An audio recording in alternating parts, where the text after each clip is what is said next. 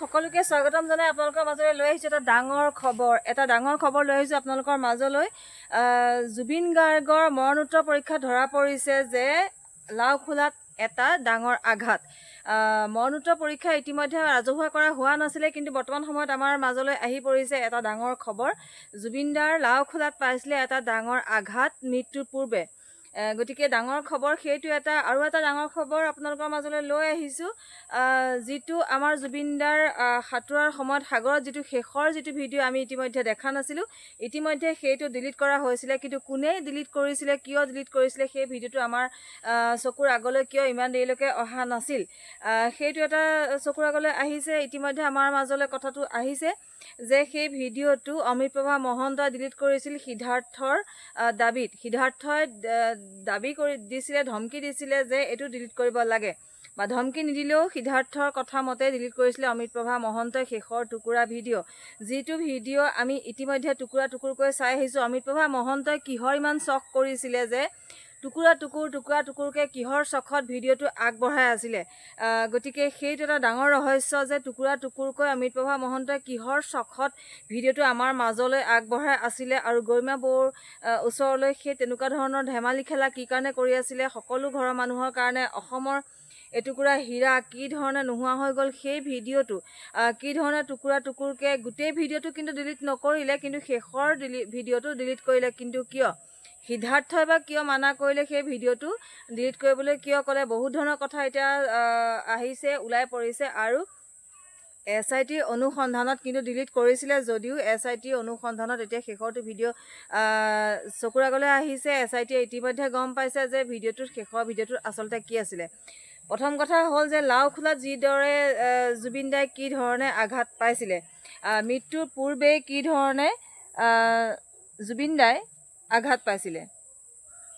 লাওখোলাত আঘাত পাব পাৰে কেনেকৈ আপোনালোকে নিজে চিন্তা কৰিব বা বহুত ডাঙৰ চিন্তনীয় এটা বিষয় হৈ পৰিছে সাগৰৰ মাজত কি ধৰণে লাওখোলাত আঘাত পাব পাৰে নে সাগৰলৈ নামি যোৱাৰ আগতেই জুবিনদাৰ মূৰত আঘাত পাইছিলে নেকি পাইছিলে যদি কি ধৰণে পাইছিলে আগৰ দৰে জুবিনদা পৰি গৈছিলে নেকি কৰবাত পৰি পেলাই আঘাতপ্ৰাপ্ত হোৱাৰ পাছত সাগৰলৈ নামি গৈছিলে নেকি আৰু যদিহে আঘাতপ্ৰাপ্ত হোৱাৰ পাছত মূৰত লাওখোলাত দুখ পোৱাৰ পাছত যদি নামি গৈছিলে কিন্তু নিজে নিজেতো কেতিয়াও নামি যাব নোৱাৰিলে হেতেন গতিকে আমি ইতিমধ্যে আগৰ যিসমূহ ভিডিওৰ টুকুৰা আমি দেখিবলৈ পাইছো জুবিনদা নিজে জাপ মাৰি নামি যোৱা আমি দেখিবলৈ পাইছো নহয় জানো গতিকে এতিয়া কি কাৰণে ওলাব পাৰে যে লাওখোলাত কি ধৰণে মৃত্যুৰ আগতেই আঘাতপ্ৰাপ্ত হৈছিল বুলি SITয়ে ইতিমধ্যে মৰণোত্তৰ পৰীক্ষাত ওলাইছে আৰু SITয়ে সেই শেষৰ ভিডিওটো অনুসন্ধান কৰি উলিয়াইছে যেটো ভিডিও অমিতপ্ৰভা মহন্তই ডিলিট কৰিছিলে সিদ্ধাৰ্থৰ কথা মতে গতিকে কি হ'ব পাৰে বহুত কথা ওলাই গৈ আছে যিমান বেছিকৈ গৰিমা বৌয়ে কান্দিছে চিন্তা কৰিছে যে আমি বেছি কথাবিলাক বহুলা ক'বলৈ বিচৰা নাই কিন্তু যদিহে একো ক্ৰিটিকেল একো নাই আমি ভাবি থকাৰ দৰে যদি একো নাই তেতিয়াহলে তেওঁলোকে সিধাকৈ কথাটো কৈ কিয় নিদিয়ে আমি মাত্ৰ জানিব বিচাৰিছো ইমান সহজ সৰল সিধা মানুহজনৰ আসলতে কি হ'ল তেওঁৰ লগত আমি তেওঁৰ কাৰণে অন্য একো কৰিব নোৱাৰো যদিও তেওঁৰ ন্যায়টো বিচাৰিছো গতিকে তেওঁৰ লগত কি হ'ল অন্তিম সময়ত সেই কথাটো কিহৰ কাৰণে ইমান পাক খাই গৈ আছে আৰু অমিতপ্ৰভা মহন্তৰনো কিহৰ ইমান চখ লাগিলে যে জুবিনদাৰ সেই সাগৰৰ পাৰত হোৱা হাতুৰাৰ দৃশ্যসমূহ টুকুৰা টুকুৰকৈ তেওঁ কাৰবাৰ অনুমতি সাপেক্ষে কৰি আছিলে নে নিজৰ চখত কৰি আছিলে বহুত কথা সকলোতকৈ ডাঙৰ খবৰটোৱে হৈছে যে মৰণোত্তৰ পৰীক্ষাৰ যেটো লাওখোলাত আঘাতপ্ৰাপ্ত হৈছিল মৃত্যুৰ আগতে জুবিনদাৰ কিন্তু কেনেকৈ হ'ল সেইটো বহুত ডাঙৰ কথা হৈছে আগতে মূৰত দুখ পাইছিলে নেকি তাৰ পাছত কিদৰে সাগৰলৈ নামি গ'ল নে সাগৰত যেটো আমি নামি যোৱা দৃশ্য দেখিছো ভিডিওসমূহত টুকুৰাবিলাকত আমি দেখিছো নে সেইটোৰ পাছতো জুবিনদা উঠি আহিছিলে নেকি যে তাৰ পাছত মূৰত আঘাতপ্ৰাপ্ত হ'ল নেকি কোনোবাই পেলাই দিলে নেকি আমি ভিডিওসমূহৰ যিকোনো এটা ভিডিওত আমি শুনিবলৈ পাইছো ঠেলা মাৰি দিও নেকি তেনেকুৱা ধৰণৰ আমি বহুত শুনিবলৈ পাইছিলো গতিকে আসলতে আগতেই মূৰত আঘাতপ্ৰাপ্ত হৈ মানুহজন বহি আছিল নেকি তাৰ পাছত ঠেলা মাৰি দিয়া হ'ল নেকি বহুত ধৰণৰ কথা এতিয়া আহিছে গতিকে SITয়ে এটা এটাকৈ তন্নকৈ উলিয়াই আছে ধন্যবাদ জনাইছো সেইবাবে আৰু এটা কথা নতুনকৈ আহিছে আৰু অমিতপ্ৰভা মহন্তৰ ওপৰত বিশেষ হিচাপ ল'ব লাগে মই ভাবিছো তেওঁ কিহৰ কাৰণে টুকুৰা টুকুৰকৈ ভিডিওসমূহ ডিলিট কৰি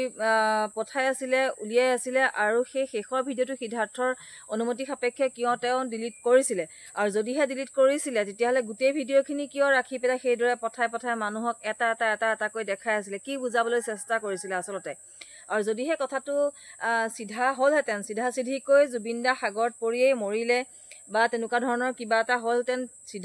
চিধা কথা যদি হ'লহেঁতেন, আজি পৰ্যন্ত তেওঁলোকে মুখ কিয় খোলা নাই, কোনেও কিয় ক'বলৈ সাহস কৰা নাই যে এই বস্তুটো এইটোহে হৈছিলে। কিন্তু